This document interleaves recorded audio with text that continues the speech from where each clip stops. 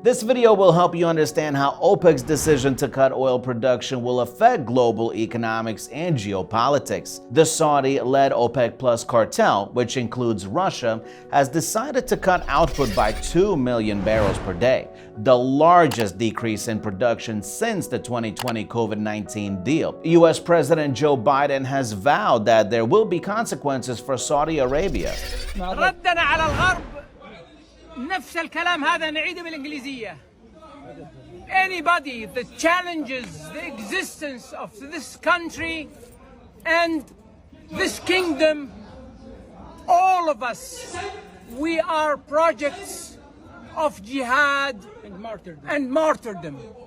That's my message to anybody that thinks that he can threaten us. U.S. National Security Council spokesman John Kirby called oil production cuts a decision Saudis were happy to make in favor of Russia. Yet OPEC has denied all the accusations. So who benefits and what effects will this decision have?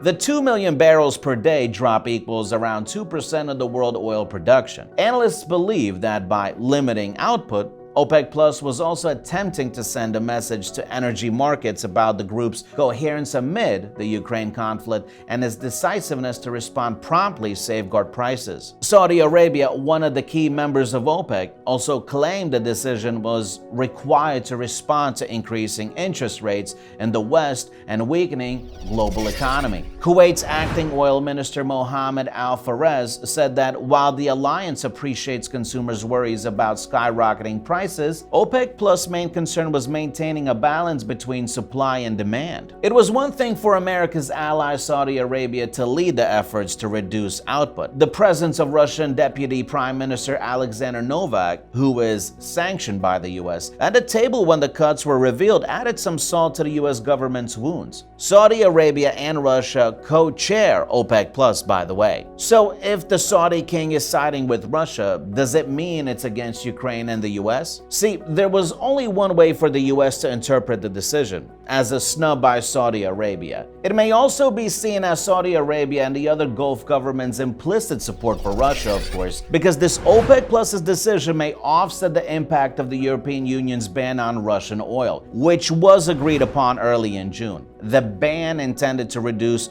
Russian finances and weaken the country's military funds. However, the OPEC Plus agreement will cause the oil prices to rise again, which means that Russia will profit from selling its oil even if it cannot sell as much as before.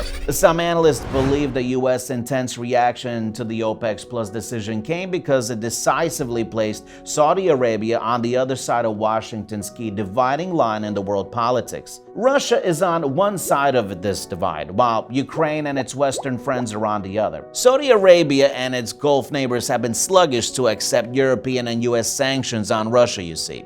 Moreover, it is a high-priced gamble that everyone would love to play. The market is constantly under stress due to supply and demand variables. If left solely to the market, the price may be far lower than OPEC desires. Some analysts interpreted the OPEC Plus decision as increasing the possibility of a global economic recession. OPEC Plus likely thinks it has some time to see if the global economy can escape a recession and if it can keep oil prices on what the group considers the proper side of $90 per barrel. It's no secret that Saudi Arabia and other OPEC Plus member states became weary of Western interference in the global oil market, which they regard to be theirs alone to govern. They have also been irritated by the United States and Europe's persistent efforts to downplay the significance of oil in the energy transition, especially in talks over green energy and global warming. In reaction to the OPEC Plus's cutbacks, Democrats in U.S. Congress have introduced legislation to restrict U.S. military funding to Saudi Arabia. However, this seems like shooting oneself in the foot because it could make Saudis vulnerable before their enemies.